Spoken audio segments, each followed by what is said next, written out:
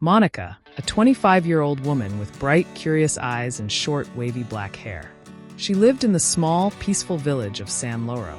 Monica loved spending time with her friends and helping her parents at their little bakery. Despite her cheerful and kind nature, Monica had one big problem.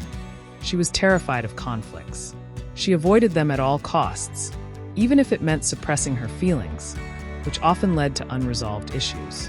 One sunny morning, Monica's best friend, Emma, came over to visit. Emma had long, straight hair and always wore a bright purple dress. They decided to bake cookies together. As they mixed the dough, Emma accidentally knocked over a bag of flour, spilling it all over the kitchen floor. "Oh no, I'm so sorry, Monica," Emma exclaimed, looking worried. Monica smiled and said, "It's okay, Emma. No problem at all." But inside, Monica felt a bit upset, because now they had to clean up the mess, and she knew it would take a lot of time. When the cookies were ready, they took them out of the oven and set them on a cooling rack. Monica and Emma decided to share some of the cookies with their neighbors. As they walked down the street, handing out the freshly baked treats, Monica couldn't help but notice how happy and grateful everyone was. This made her feel a bit better about the earlier incident. However, when they returned to the bakery to clean up, Monica's frustration resurfaced. That evening, after Emma left, Monica sat alone in the bakery, thinking about the day's events. She realized that her fear of confrontation was holding her back from truly expressing herself. She didn't want to hurt her friend's feelings, but she also knew that keeping her emotions bottled up wasn't healthy. As she tidied up the kitchen, Monica made a silent promise to herself. She would try to be more honest about her feelings, even if it meant facing a bit of conflict. She didn't want to let her fear control her anymore. The next day, Monica woke up with a renewed sense of determination. She knew it wouldn't be easy, but she was ready to start facing her fears, one step at a time. Little did she know, this journey would lead her to discover a newfound strength and confidence she never knew she had. Later that day, Monica and Emma went outside to meet their friends at the park. They met their friends Max and Lucy at the playground. They decided to play a game of volleyball. "Hey guys, ready for some volleyball?" Max called out, waving them over. "Absolutely," Monica replied, smiling. She loved playing volleyball and was excited for a fun game with her friends. The game started off great. They were all laughing and having a good time, with each player showing off their skills. Monica was determined to enjoy herself and forget about the earlier incident with the flour. She focused on the game, diving for the ball and cheering on her teammates. However, things took a turn when Max accidentally spiked the ball too hard. It flew across the net and hit Monica squarely on the head.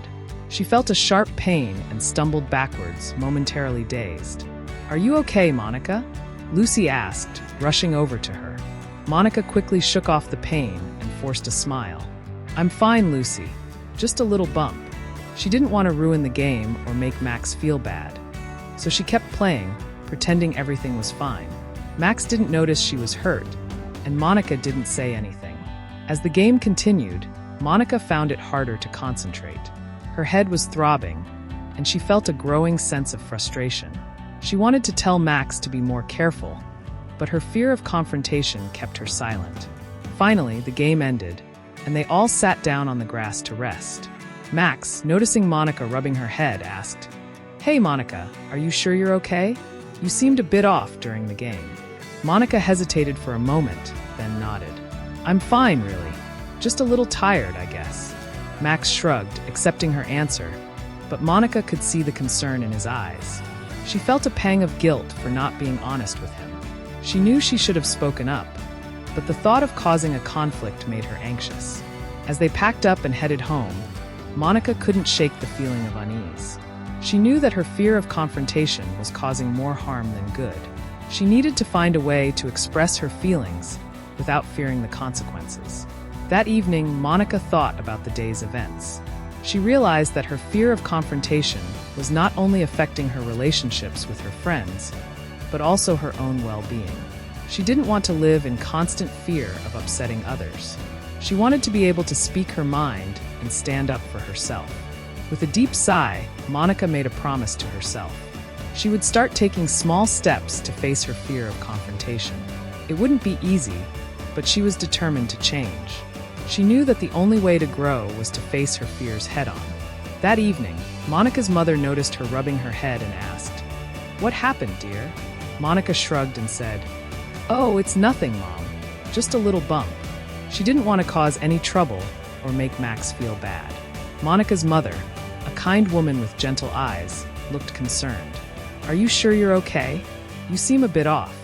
Monica forced a smile and replied, "I'm fine, really. Just tired from all the fun we had today." Her mother nodded, but didn't look convinced. Monica knew she should have been more honest, but the fear of confrontation held her back. She didn't want to worry her mother or make her friends feel guilty. As Monica prepared for bed, she thought about the volleyball game and how she had pretended everything was okay. She knew that avoiding conflicts was only making things worse. She wanted to be able to express her feelings without fear, but it seemed like an impossible task. The next morning, Monica woke up with a headache. She knew it was from the bump on her head, but she didn't want to make a fuss. She got ready for work, hoping the day would go smoothly, feeling a mixture of anxiety and determination. She knew it would be a challenging journey, but she was ready to start. She would take it one day at a time, learning to speak her truth and stand up for herself. Little did she know, this decision would lead her to unexpected challenges and surprising discoveries about herself and her friends. The next day at work, Monica had a big presentation. She had worked hard and was confident she would do well. During the meeting, her colleague Sam, who sat next to her, kept interrupting and taking credit for her ideas. Monica knew it was wrong, but she didn't want to confront Sam or get into trouble. Reluctantly, Monica stayed quiet, but the boss, Mr. Brown, noticed and said, "Monica, is there something you'd like to add?" Monica shook her head. "No, Mr. Brown. Everything's fine." She didn't want to tell the truth and cause a scene. Her stomach felt like it was tied in knots, and she couldn't focus on the rest of her presentation. After work, Monica felt terrible. She knew she had made a mistake by not standing up for herself, and she was also worried about her job. She decided to visit her favorite spot by the river to clear her mind. The riverbank was a peaceful place with tall, shady trees and colorful flowers. Monica often came here to think and relax. As she sat by the river, throwing pebbles into the water, she heard a soft voice behind her. It was her grandmother. She sat down next to Monica and asked, "What's bothering you, my dear?" Monica sighed and said, "Nana, I have a problem. I don't like conflicts, so I avoid them, but it makes me feel worse inside." Nana Lily nodded wisely and said, "Monica, it's important to be honest about your feelings. Avoiding conflicts won't make them go away. Sometimes, we need to face them to find peace." Monica looked up at her grandmother and asked, "But how can I do that, Nana?" Nana Lily smiled and said, "Let's start with something simple. When you feel upset or uncomfortable, take a deep breath and speak from your heart. It might be hard at first, but you'll feel better once you share your feelings." Monica nodded, feeling a little better. She decided to try Nana Lily's advice the next time she faced a conflict. The following day, Monica and her friends planned to visit Mr. Theo's farm. Mr. Theo was a kind old man with a big straw hat and a friendly smile. He had a small farm with chickens, goats, and a big garden. The friends loved visiting his farm and helping with the chores. As they arrived at the farm, Mr. Theo greeted them warmly and said, "Hello, everyone. Today, I need help with feeding the chickens and picking vegetables from the garden." Monica and her friends eagerly agreed. They split into pairs, and Monica was paired with Max. As they worked together, Max accidentally stepped on Monica's foot. It hurt, but Monica didn't say anything. Later, while picking vegetables, Max noticed Monica was limping. He asked, "Monica, are you okay? You're limping." Monica took a deep breath, remembering Nana Lily's advice. She looked at Max and said, "Actually, Max, it hurt when you stepped on my foot earlier. I didn't say anything because I didn't want to cause a problem."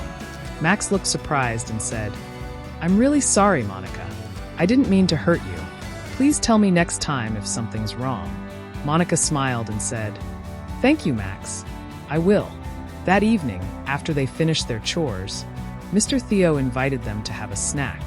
They all sat under a big tree, and enjoyed some fresh lemonade and cookies. Monica felt happy because she had faced a small conflict and resolved it. The next day at work, Mr. Brown handed back their project results. Monica was nervous, but relieved to see she did well despite the distraction. She decided it was time to talk to Sam. At lunchtime, Monica found Sam and said, "Sam, I need to talk to you about the presentation. I felt uncomfortable when you took credit for my ideas. It was wrong of me to stay quiet." Sam looked down and said, "I'm sorry, Monica. I shouldn't have done that. I'll be more mindful next time." Monica smiled and said, "It's okay, Sam. Let's work together more honestly in the future." The next week, Monica and Emma were at the park again. This time, Emma suggested they organize a community picnic. They worked hard and gathered everyone together.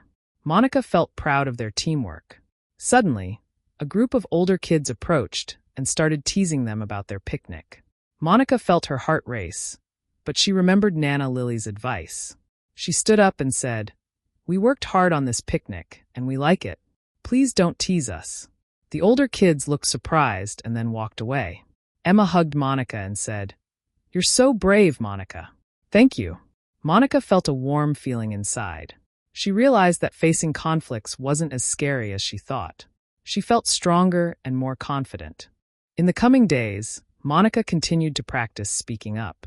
She found that her friends and colleagues appreciated her honesty, and she felt happier. She still didn't like conflicts, but she learned that facing them helped her feel better inside. Monica visited Nana Lily by the river and told her about her progress. Nana Lily hugged her and said, "I'm so proud of you, Monica. You've grown so much." Monica smiled and said, "Thank you, Nana. I'm learning to be brave, just like you." As the sun set over the river, Monica felt a sense of peace. She knew she still had a lot to learn, but she was on the right path. With her friends and family by her side, she knew she could face any challenge. Thank you for watching Monica's story. Remember, avoiding conflicts won't make them go away. It's important to be honest about your feelings and face conflicts to find peace. Have you ever faced a conflict that you were afraid of? Share your story in the comments below, and don't forget to like, share, and subscribe for more heartwarming and inspiring stories. Your experiences can help others who might be going through similar challenges. Together, we can build a supportive and understanding community.